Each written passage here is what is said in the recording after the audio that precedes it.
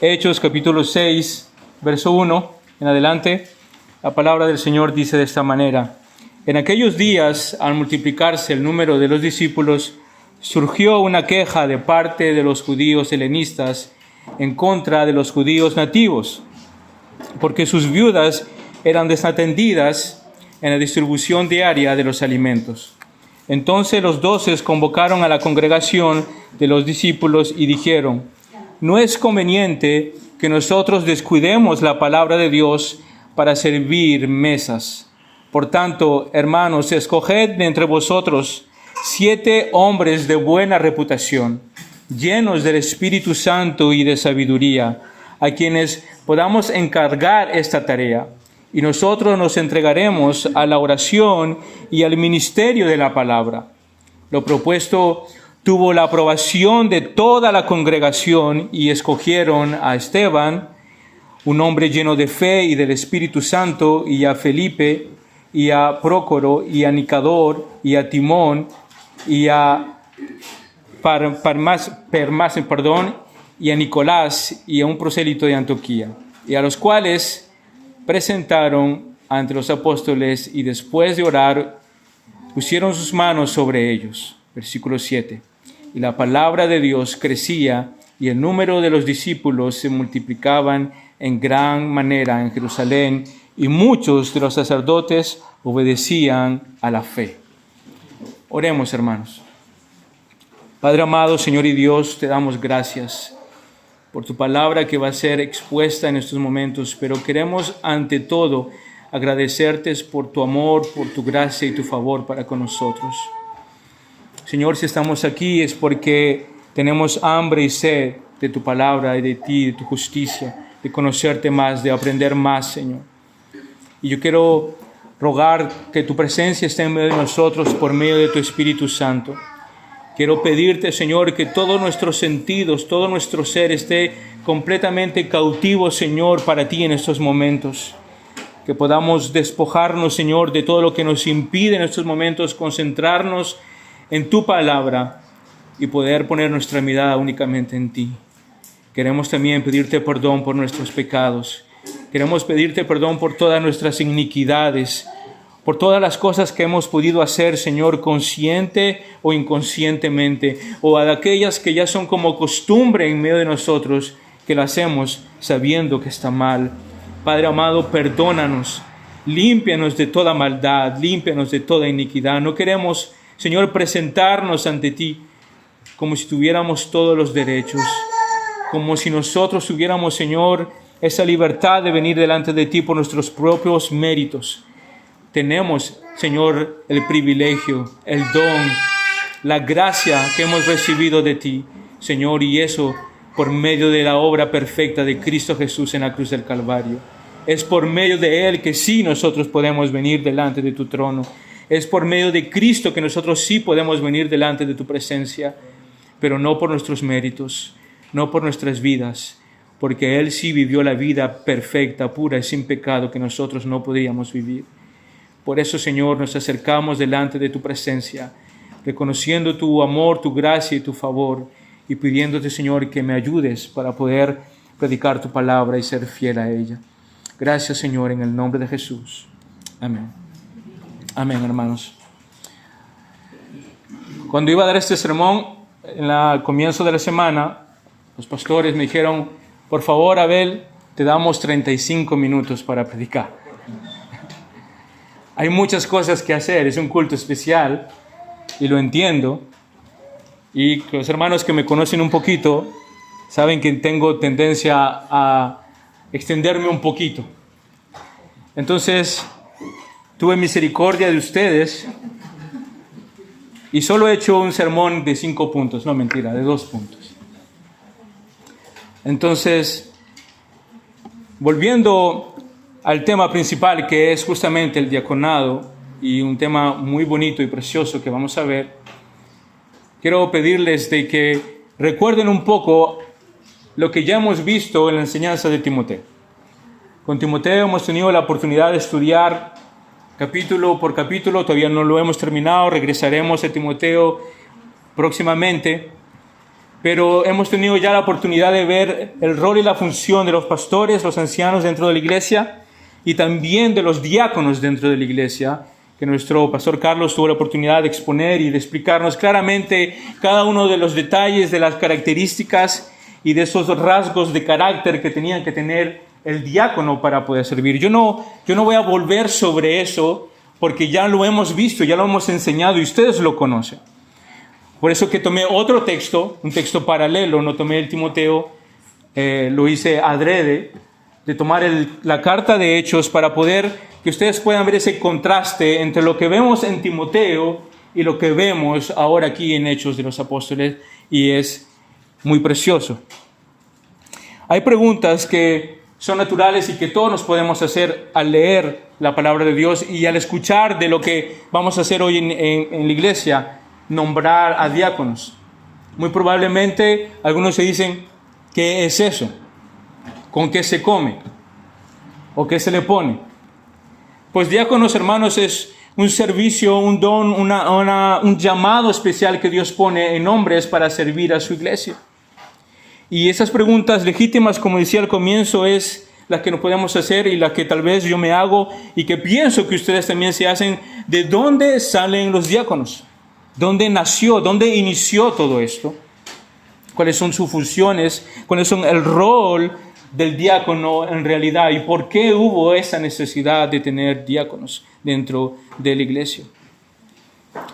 Hemos visto en Timoteo los rasgos, las características que son muy similares a aquellos que son llamados al pastorado, pero con una diferencia, que el diácono no está llamado o no tiene esa característica de enseñar o de predicar, que es lo que lo diferencia del pastor. Pero si vemos las mismas características, marido de una sola mujer, no dado al vino, honesto, no pendenciero, etcétera, etcétera, la lista ustedes la conocen.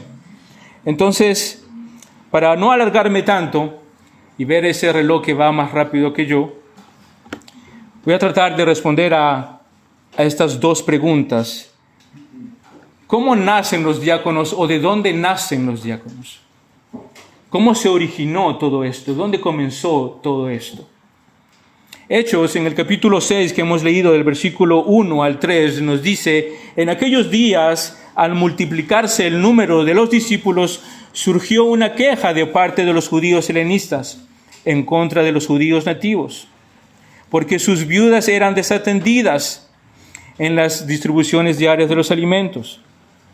Entonces los 12 convocaron a la congregación de los discípulos y dijeron: no es conveniente que nosotros descuidemos la palabra de Dios para servir mesas. Por tanto, hermanos, escoged entre vosotros 7 hombres de buena reputación, llenos del Espíritu Santo y de sabiduría, a quienes podamos encargar esta tarea preciosa. Cuando leemos el texto, hermanos, y podemos analizar y tal vez viajar un poquito hacia atrás, nos damos cuenta de que la iglesia primitiva comenzó con los discípulos.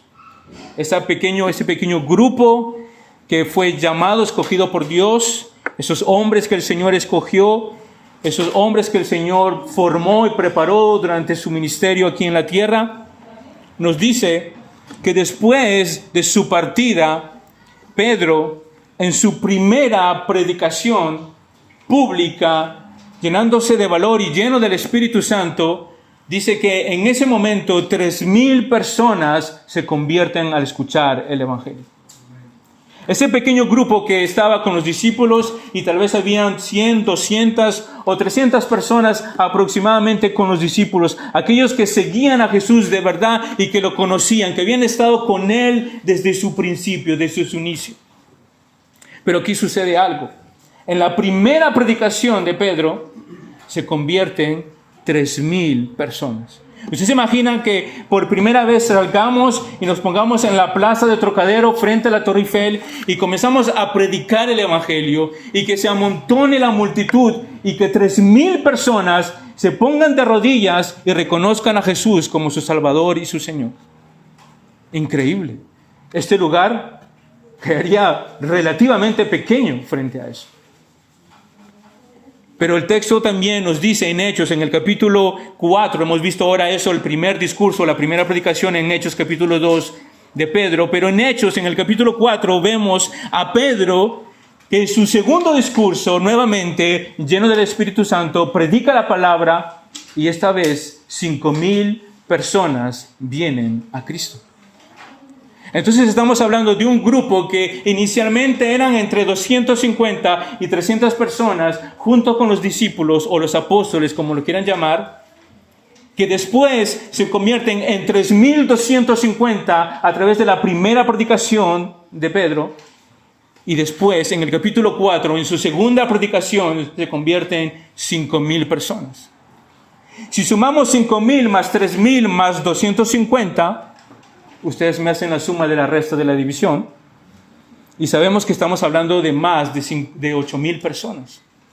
8,000 personas que de un momento a otro entendieron el Evangelio, y Dios abre su entendimiento, abre sus corazones, y comienzan a ver que lo que ellos estaban escuchando, lo que ellos habían recibido, ahora se había concretizado en la persona de Cristo. Entonces, esos hombres, al verse frente a 8,000 personas, se ven llenos de una gran responsabilidad. Ya no eran 100, ya no eran 200, ya no eran 50 o 60 o 100 personas. Estamos hablando de 8,000 personas.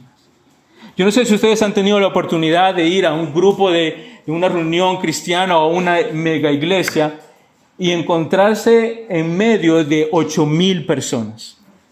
8,000 personas cantando a todo pulmón. 8,000 personas escuchando el Evangelio y un hombre predicando con pasión y con fervor a esas 8,000 personas. Nosotros tuvimos la oportunidad, junto con el pastor Luis y el pastor Carlos, en el 2016 de ir por su causa, y estuvimos allá en el puerto Sanssouci y había más de 7,000 personas. 7,000 personas alabando al Señor juntos. Yo no sé si ustedes se dan cuenta de eso, pero es algo muy emocionante, muy precioso. 7,000 personas que cuando el Espíritu Santo se movía y el predicador estaba predicando, 7,000 personas quebrantadas por el poder de la palabra que había sido predicada en ese momento. Eso no lo hace un hombre, eso no lo hace la música, no lo hace el ambiente, no lo hace las luces.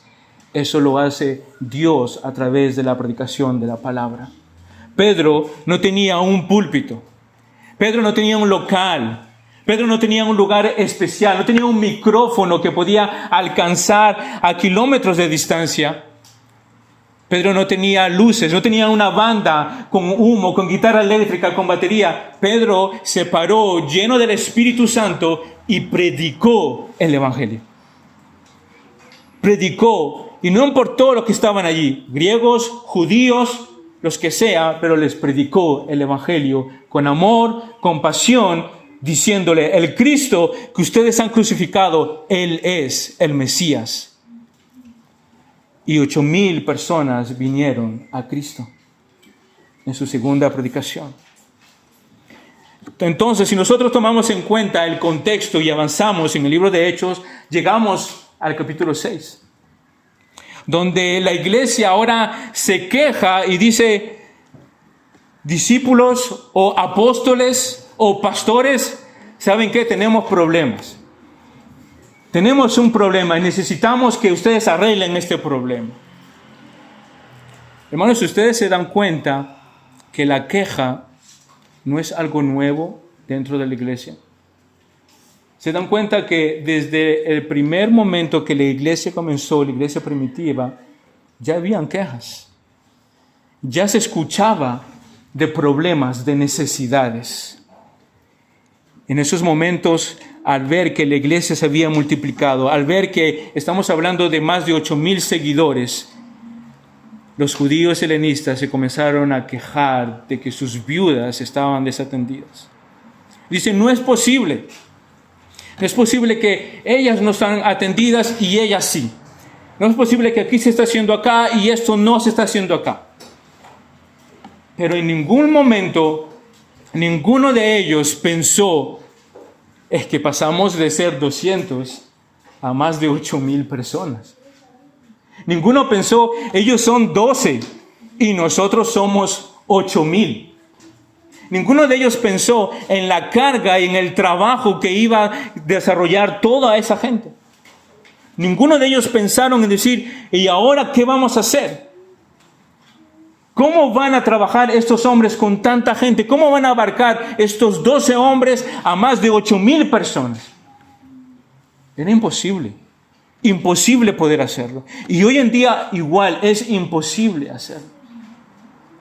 Por eso que nosotros creemos en la pluralidad de ancianos. Por eso que nosotros creemos que es necesario que hayan en medio de nosotros diáconos para que sirvan a la iglesia de una mejor manera, para que ellos sean la extensión de nuestros brazos en la iglesia y que puedan hacer la obra que nosotros no podemos hacer muchas veces. ¿Por qué? Porque nuestro trabajo principal como pastores es dedicarnos a la oración y a la predicación de la palabra. Y a veces es difícil cuando nosotros aún más somos pastores que estamos trabajando, que estamos teniendo a tiempo completo por fuera. Trabajamos 35 o 40 horas semanales y a eso tienes que añadirle tiempo para tu familia, tiempo para la iglesia, tiempo para estudios, tiempo para preparar sermones, tiempo para preparar estudios bíblicos, tiempo para sacar canciones para la iglesia, tiempos para atender a familias que están necesitadas. Tiempos para poder llorar con el que llora, para poder reír con el que ríe. Y tú dices, ¿pero cómo hacen ustedes? La respuesta que les voy a dar, hermano, nosotros no sabemos cómo hacemos, pero lo hacemos. Porque es verdad, no sabemos cómo lo hacemos, pero lo hacemos. Desearíamos poder tener más tiempo. Yo siempre digo, me encantaría poder tener días de 48 horas. Las 24 horas son muy cortas. Para todo lo que nosotros tenemos que hacer, son muy cortas. Pero el Señor así lo ha querido. Entonces vemos históricamente en el contexto que esta iglesia se queja de que justamente había necesidad y que no estaban siendo atendidos correctamente. Los apóstoles entonces toman la decisión y dicen, vamos ahora a reunir a la iglesia. El verso 2 nos dice que convocaron a la congregación para exponer esta situación y para que escojan en medio de ellos a 7 varones de buena reputación para que puedan ellos encargarse de estas tareas. ¿Qué podríamos decir de esto? Tal vez podemos suponer que aquí en este versículo 2, en el capítulo 6, en el versículo 2, podríamos decir que históricamente tal vez esta fue la primera reunión de membresía de la iglesia. Los apóstoles convocaron a la congregación, nos dice el texto. Los apóstoles llamaron para poder arreglar esta situación. Así como la palabra membresía no existe y no está en la Biblia, así como la palabra Trinidad no está en la Biblia, pero lo entendemos que la Trinidad está claramente expuesta. Y también entendemos claramente que la membresía está claramente expuesta aquí en la palabra de Dios, aunque la palabra membresía no esté allí claramente escrita o estipulada. Pero a ellos, al convocar a toda la congregación, ¿qué están haciendo? Una reunión de membresía. Ellos están llamando a la congregación a que escojan ellos mismos, que ellos puedan ver, ellos puedan observar a 7 hombres de buena reputación para que puedan ayudar y servir a la iglesia de una manera correcta. El verso 3 nos dice que estos hombres eran de buena reputación y llenos del Espíritu Santo, sabios, y que estaban llamados a ocuparse de tareas que los discípulos o que los apóstoles les iban a encargar para que ellos puedan desarrollar.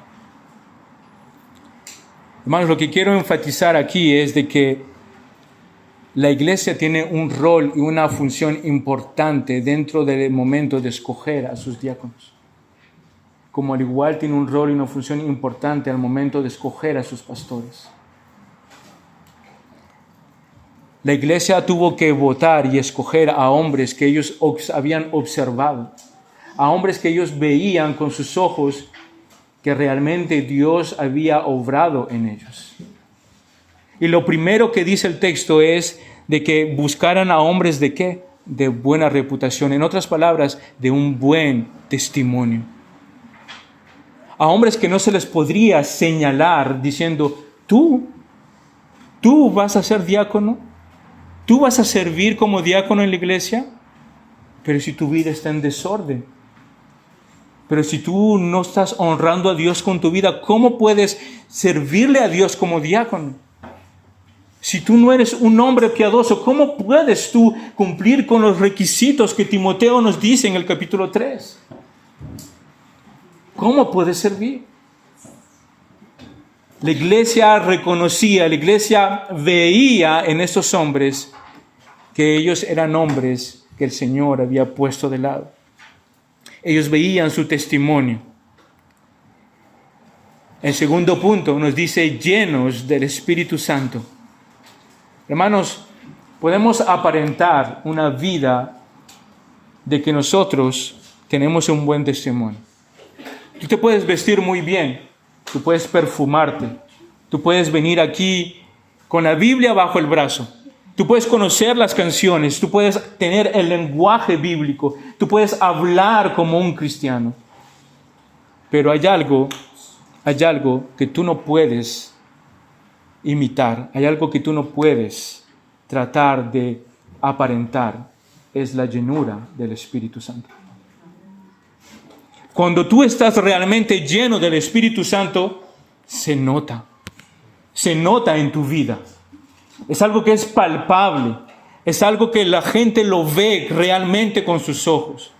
Es algo que tú no puedes imitar. No hay camisa que pueda decir, esta es la camisa de la llenura del Espíritu Santo. No hay traje que te haga aparentar que tú estás lleno del Espíritu Santo. No hay perfume que pueda esconder la podredumbre de tu pecado y de tu maldad. No hay. Solo el Espíritu Santo puede llenarte de tal manera que los ojos de los demás pueden decir, este hombre es de buen testimonio y este hombre está lleno del Espíritu Santo. No podemos esconderlo. No podemos tapar el sol con un dedo. Es imposible. Y nos dice otra característica. Nos dice que esos hombres tenían que ser también sabios. Nos habla de sabiduría, de prudencia. Nos habla de una madurez espiritual. Nos habla de hombres que en frente a situaciones, hermanos, ellos no tiemblan. Ellos no dudan, sino que ellos toman iniciativas correctas, sabias. Estamos llamando a hombres que son maduros en la fe, que conocen la palabra, que van a responder y actuar en las situaciones en las que se van a encontrar bíblicamente, no con sus emociones, no con su carácter, no como a ellos les parece, sino qué dice la Biblia, cómo debo actuar en estos momentos, cuál es la sabiduría que Dios me da para poder afrontar esta situación. A eso es lo que está apelando aquí, a eso es lo que están diciendo los apóstoles. Busquen a hombres con estas características. Y la iglesia observó, y la iglesia vio que habían 7 hombres que cumplían con esos requisitos. Y después de eso, los trajeron delante de los apóstoles para que los apóstoles pusieran poner sus manos sobre ellos y pudieran ser la extensión de los pastores dentro de la iglesia. La reputación es algo muy importante, al igual, o yo diría mucho más, es importante la llenura del Espíritu Santo. La sabiduría no la adquirimos, hermanos, con nuestros años, con las experiencias y los golpes de la vida, sino que la sabiduría la encontraremos en las Escrituras y en la palabra de Dios. El hombre sabio se refugia en Cristo. El hombre sabio reconoce su debilidad y encuentra su fortaleza en la palabra de Dios.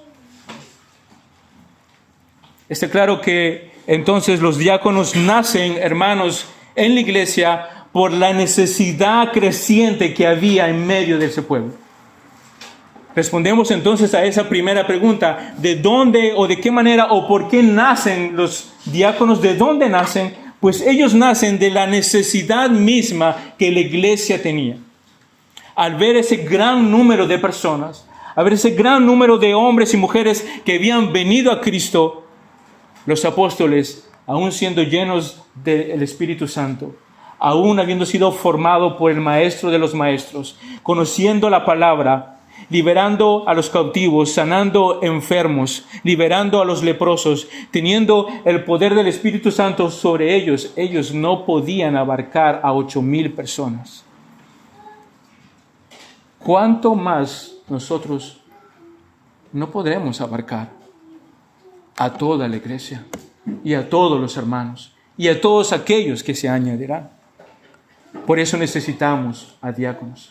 Por eso que los discípulos entendieron dos cosas. Primero, nosotros no podemos dejar de lado la oración y la predicación de la palabra, porque a eso hemos sido llamados, dijeron los apóstoles. Paul Washer nos dio un consejo hace poco cuando vino. Él dijo: el pastor debe orar 4 horas todos los días y debe escudriñar la palabra 4 horas todos los días. 8 horas en la presencia de Dios. Tú debes orar 8 horas y tú debes tú debes orar 4 horas y tú debes estudiar 4 horas la palabra de Dios. Hermanos, los apóstoles habían claramente entendido que su trabajo principal era la oración y el estudio de la palabra. No había más. Eso era lo más importante. Ocuparse de las mesas no era algo denigrante. Ocuparse de las mesas y atender a las viudas no era algo que a ellos les fastidiaba hacer o que ellos no querían hacer, sino que ellos entendían que la iglesia había crecido tanto, a tal punto, que necesitaban de hombres piadosos, de hombres llenos del Espíritu Santo, de hombres que tenían el carácter y la madurez y la sabiduría para poder ayudarles en el reino. Y eso es lo que nosotros entendemos, de que los diáconos nacieron de la necesidad creciente que había en medio de la iglesia, para que la iglesia pueda crecer y sea mejor bendecida, mejor cuidada, y que ese cuidado o esa protección sea la extensión de los pastores por medio de los diáconos, con esa autoridad pastoral que ellos reciben de sus pastores.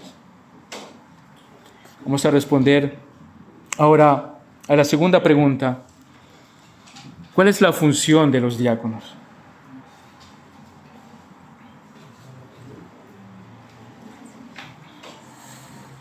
¿Cuál es la función de los diáconos? Verso 4 del capítulo 6 dice: y nosotros nos entregaremos a la oración y al ministerio de la palabra que acabamos de ver.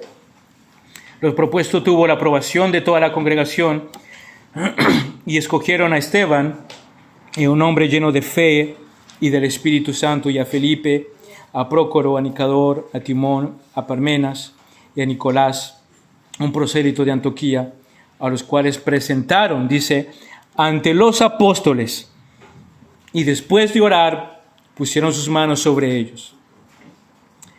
Hermanos, muchos de nosotros pensamos o tenemos una idea tal vez un poco equivocada de lo que es realmente el rol del diácono.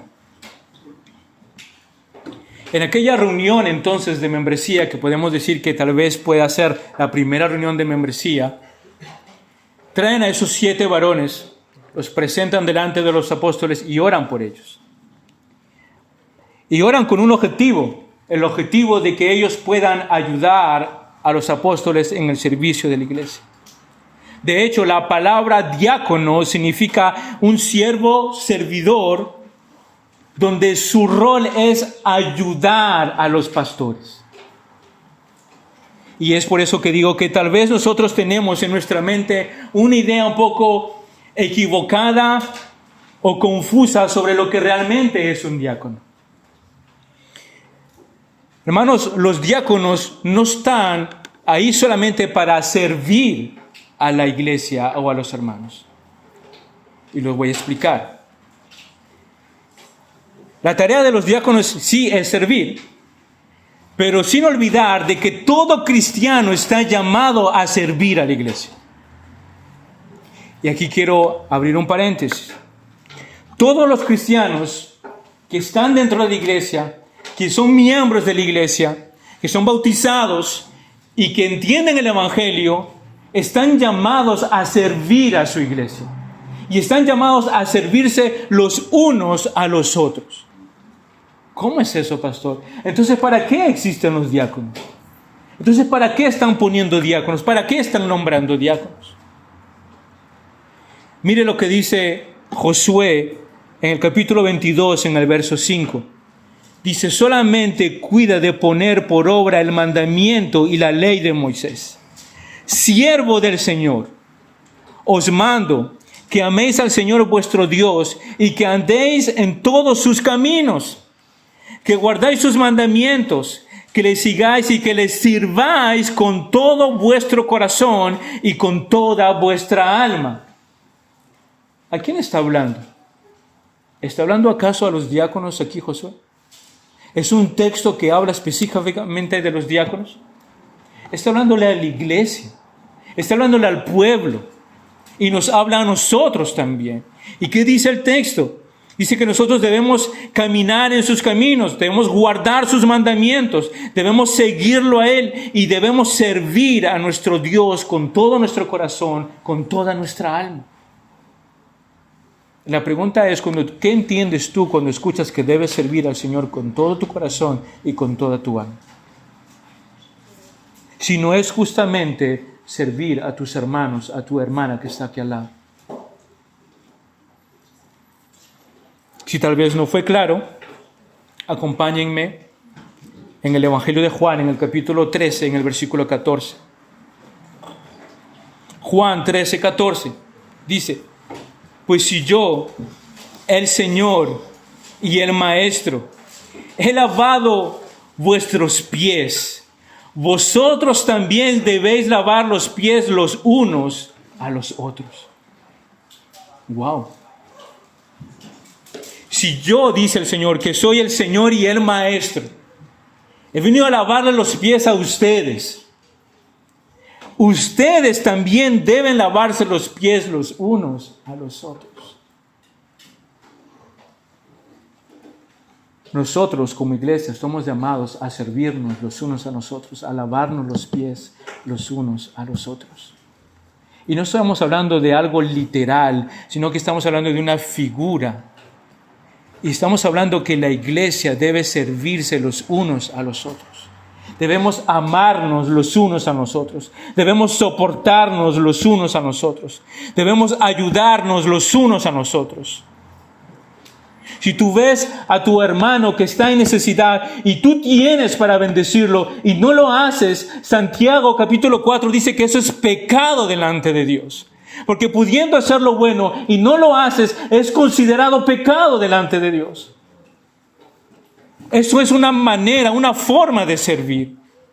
Si tú tienes 3 chaquetas en tu casa y tú ves que el hermano que viene a la iglesia no tiene chaqueta y está pasando por frío, saca esa chaqueta y dásela a tu hermano porque él la necesita.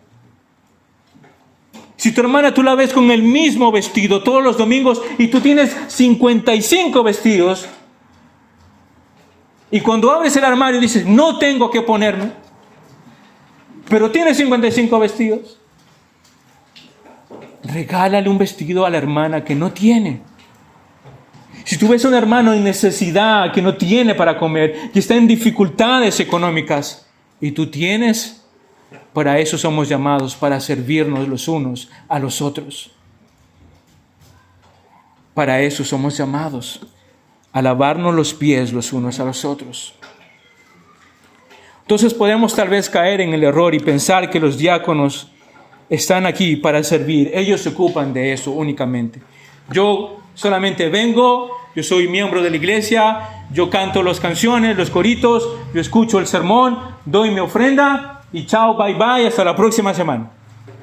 Si tú piensas que eso es la iglesia, estás equivocado. Si tú piensas que esa es la manera que el Señor te está llamando a servir a tu iglesia, estás completamente equivocado. Estamos llamados, hermanos, a servirnos los unos a nosotros. Yo recuerdo una predicación aquí del pastor Luis sobre la intencionalidad. ¿Recuerdan ese sermón? De ser intencionales los unos con los otros. Si no se lo recuerdan, vuélvanlo a escuchar, está en YouTube. De ser intencional con mi hermano. De procurar tener esa actitud, esa disposición del corazón. Tal vez una mejor entonces definición de lo que serían los diáconos es la siguiente. Escuchen esto. Los diáconos están llamados a servir a los pastores o ancianos de la iglesia, para que ellos puedan dedicarse a la oración y a la predicación, así como lo dice Hechos en el capítulo 6. Aquí vemos claramente, hermanos, que los apóstoles llevaban toda la carga de la iglesia. Toda la carga estaba sobre ellos. ¿Por qué decidieron entonces ellos tener diáconos? Para que justamente los apóstoles puedan descansar en ellos, para que ellos pudieran dedicarse a la oración y al ministerio de la palabra, como dice Hechos, capítulo 6, verso 4. Cada cristiano está llamado a servir a la iglesia. Cada cristiano está llamado justamente a servir a sus hermanos. Pero los diáconos son hombres de confianza, son hombres maduros, hombres que están cerca del liderazgo, que están cerca de los pastores, para que ellos puedan desarrollar ciertas tareas que los pastores no pueden hacer y que ellos van a poder dedicarse a eso para que los pastores puedan tomar el tiempo en la oración y en la predicación de la palabra. Para eso están los diáconos. Los diáconos vienen en una cierta manera a descargar de ciertas tareas que justamente los pastores tendrían que hacer, pero perderían ese tiempo para poder dedicarlo al estudio de la palabra de Dios. ¿Ustedes se imaginan que el pastor tenga que venir acá a arreglar sonido, arreglar cámaras, arreglar micrófonos, arreglar la Santa Cena, poner el púlpito, prender la luz, barrer si está sucio, esperar allí en la puerta, recibirlos ustedes, dar la bienvenida, cantar, saludar, predicar, traer, llevar la hermana que llora, el hermano que llora, llevarlo a su casa, acompañarlo, se cruza en el camino con una hermana que está en el metro, está lloviendo, nadie le separa el pastor, la lleva en su carro, la deja en el metro. ¿Ustedes se imaginan cómo termina ese hombre al final de sus años? Completamente quemado, extenuado completamente. ¿Por qué? Porque la iglesia no ha entendido de que deben servirse los unos a los otros. Porque los diáconos están allí para extender los brazos en los pastores que no pueden hacer. Hechos capítulo 6 y verso 6 y 7 para ir terminando, dice: a los cuales presentaron a los apóstoles y después de orar pusieron sus manos sobre ellos. Y la palabra de Dios crecía y el número de los discípulos se multiplicaban en gran manera en Jerusalén. Y muchos de los sacerdotes obedecían a la fe. ¿Se dan cuenta del impacto que puede tener cuando una iglesia está organizada? Cuando una iglesia tiene una estructura, cuando cada uno se dedica a su función y su rol dentro de la iglesia. ¿Ven el crecimiento y el impacto que puede tener justamente la iglesia? ¿Ven justamente como dice aquí el texto, que cuando después que los apóstoles pusieron sus manos sobre los diáconos, dice qué pasó después? La palabra de Dios fue creciendo. El número de los que venían vueltamente se multiplicaron. Y se escuchó de esa iglesia en todo Jerusalén. Y aún sacerdotes judíos se convirtieron y vinieron a la fe. Ese es el impacto que puede tener una iglesia cuando está estructurada. Cuando los hombres que Dios ha llamado para la predicación se dedican a la oración y a la predicación de su palabra. Y cuando los diáconos son esa extensión perfecta de esos brazos para cuidar y bendecir de la iglesia. Cuando se le otorga ciertas tareas, ciertas responsabilidades, ellos las desarrollan correctamente porque están llamados por Dios, porque tienen ese corazón piadoso, porque están llenos del Espíritu Santo, porque son sabios y porque tienen esa autoridad pastoral para poder desarrollarla en medio de la iglesia. Ellos no son mini pastores, ellos son diáconos que van a hacer tareas que nosotros no podemos hacer para poder bendecir a su pueblo y cuidarlo de la mejor manera posible. En resumen, hermanos, esta iglesia impactó tanto que después de más de 2000 años nosotros estamos viendo lo que pasó y lo que impactó dentro de esa iglesia. Cuando esa iglesia comenzó a crecer, cuando la predicación fue fiel, cuando los que predicaban estaban llenos del Espíritu Santo y predicaban fielmente la palabra de Dios, miles venían a Cristo. Miles venían a Cristo. Estamos hablando de la importancia que tiene la predicación. Y recuerden este precioso texto, que Dios dice que Él ha querido que los hombres vengan a Él por medio de ¿qué? De las alabanzas, por medio de los teatros que se van a hacer en la iglesia, por medio de los campamentos juveniles, por medio de los retiros que se van a hacer. ¿Cuál es el medio que Dios va a utilizar? Dice, por medio de la locura de la predicación del Evangelio. Es la predicación la que transforma los corazones. Es la predicación la que penetra el corazón del hombre y que le hace ver su condición de pecado y que lo saca de tinieblas a la luz admirable que es en Cristo Jesús. Y cuando tenemos a hombres que se dedican a eso, cuando tenemos a diáconos que ayudan para que eso pueda ser posible, entonces la iglesia es bendecida. Ahí está el resultado en el texto. Ahí nos dice claramente que se multiplicaron aún más y que se escuchaba de esta iglesia en todo Jerusalén y que aún sacerdotes venían al conocimiento de la fe.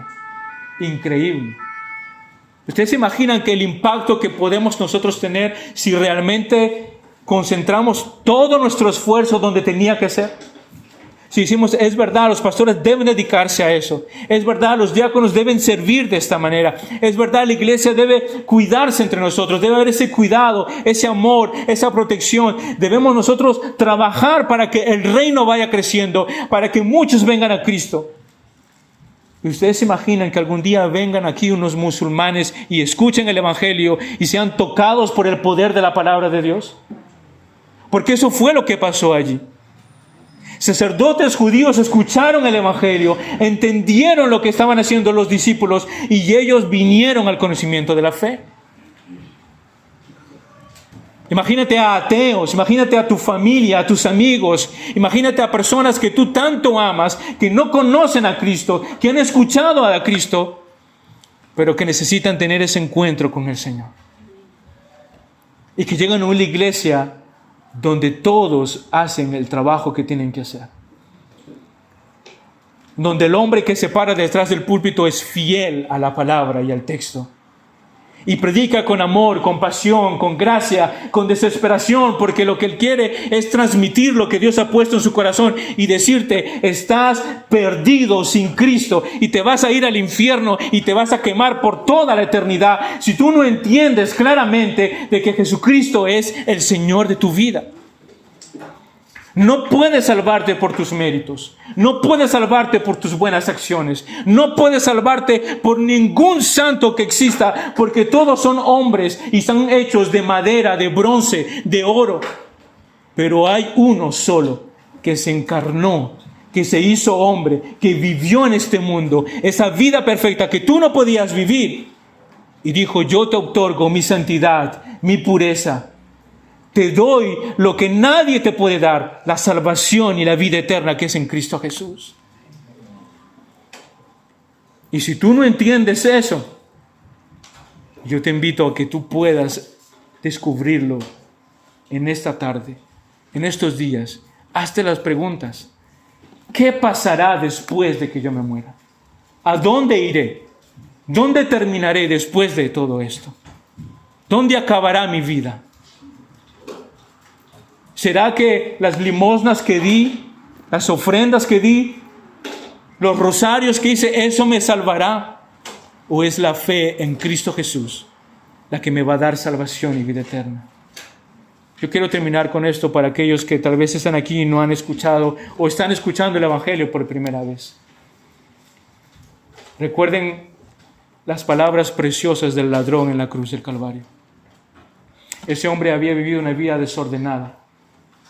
Era un hombre malo, perverso. Un hombre que merecía morir en esa cruz. Estaba allí, junto con su cómplice. Pero en el medio estaba uno que era santo, que era perfecto, sin mancha, sin arruga, sin ninguna acusación en él. Y en ese momento, aquel hombre entendió que el que estaba muriendo al lado de él era perfecto. Había entendido que era el Hijo de Dios, que se había encarnado y que había venido para salvar a los hombres, arrancarlos de tinieblas a luz. Y él le dijo: Maestro, ten misericordia de mí. Maestro, cuando estés en tu reino, acuérdate de mí. Acuérdate de mí, no me dejes morir. Él había entendido que si él moría en ese momento y no se acercaba a Dios y no entregaba su vida a Dios, se perdía por completo. Y Dios en su misericordia abrió su entendimiento, abrió sus ojos y pudo decirle a ese hombre: sí me necesitas a un Salvador. Y el Señor le respondió: hoy mismo estarás conmigo. Hoy mismo estarás conmigo. Ese hombre no hizo nada para ganarse la salvación. Ese hombre no tuvo que subir de rodillas a una montaña. Ese hombre no tuvo que rezar Padres Nuestros o Ave María. Ese hombre no tuvo que hacer ninguna acción para poder alcanzar la salvación. Él entendió que solamente tenía que entregar su vida a Cristo. Y eso es lo que nosotros queremos compartir con ustedes. Para terminar, quiero terminar con esta frase preciosa. Ninguna iglesia puede ser todo lo que Dios quiere que sea sin hombres piadosos llenos del Espíritu Santo, que sirvan diligentemente como diáconos. Cuando los pastores pastorean el rebaño, los diáconos sirven y los miembros viven el Evangelio, la iglesia florece. La voy a repetir. Ninguna iglesia puede ser todo lo que Dios quiere que sea sin hombres piadosos, llenos del Espíritu Santo, que sirvan diligentemente como diáconos. Cuando los pastores pastorean el rebaño y los diáconos sirven y los miembros viven el Evangelio dentro de la iglesia florece. Así como floreció la iglesia primitiva aquí en el capítulo 6, en el verso 7, que se volvieron a multiplicar. Hermanos, esta iglesia fue un impacto después de 2000 años y lo sigue siendo hoy en día. Y yo quiero terminar con esto. ¿Qué impacto nosotros queremos dejar a nuestra generación, a nuestros hijos? ¿Qué impacto queremos dejar a este lugar, a esta zona, a esta ciudad? ¿Cómo vamos a impactarlos si nosotros no vivimos el Evangelio? Si nosotros no nos estamos dando a Él, como dice el texto, de vivir nuestras vidas completamente para Él. Los diáconos entonces están aquí para servir a los pastores, tomar la responsabilidad de ciertas tareas delegadas para que los pastores puedan ocuparse de la oración y la predicación de su palabra. Oremos. Señor y Dios, te doy gracias por tu palabra, por llevarnos a entender de que no se trata de nosotros, sino es a pesar de nosotros. Ninguno de nosotros se puede poner de pie aquí y decir, yo soy digno, yo soy apto, yo estoy calificado, yo tengo todo para poder hacerlo. El que tiene esa actitud, el que piensa de esa manera, ya está descalificado. Ya está descalificado. Nosotros sabemos, Señor, que eres tú en nosotros. Y que si no fueras por ti, no estaríamos aquí. No estaríamos en este lugar. Fue tu gracia la que nos alcanzó. Fue tu gracia la que nos perdonó. Fue tu amor, Señor, el que limpió nuestras vidas. Fuiste tú el que nos alcanzaste. Fuiste tú el que nos dio vida eterna y salvación. Señor, yo te ruego en el nombre de Jesús. Bendice tu iglesia. Bendice tu pueblo. Ayúdanos a florecer como la iglesia primitiva. Ayúdanos, Señor, a ver la importancia, Señor, de la oración, de la predicación. Ayúdanos a ver lo importante del rol de los diáconos y su función en medio de la iglesia. Ayúdanos, Padre amado, a ser una iglesia que impacte su generación, que impacte esta ciudad, que impacte este país. Señor, oro para que bendigas a tu pueblo. Oro para que bendigas a tu iglesia. Oro para que traigas a muchos, Señor, de tinieblas a la luz. Oro para que, Señor, tú hagas tu obra preciosa en medio de nosotros. Te necesitamos a ti. No queremos nada más, queremos solamente de ti. Queremos tu presencia, queremos tu Espíritu Santo, queremos que tú estés con nosotros. No queremos nada más, queremos que tú estés con nosotros. Queremos levantar esa oración como Josué. Cuando Moisés partió, él te dijo, solo una cosa deseo, es de que tú estés conmigo como estuviste con Moisés. Señor, y nosotros también queremos eso, que tú estés con nosotros, que tu presencia esté en medio de nosotros, que tu Espíritu Santo, Señor, nos llene y que bendigas este lugar en el nombre de Jesús. Amén y amén.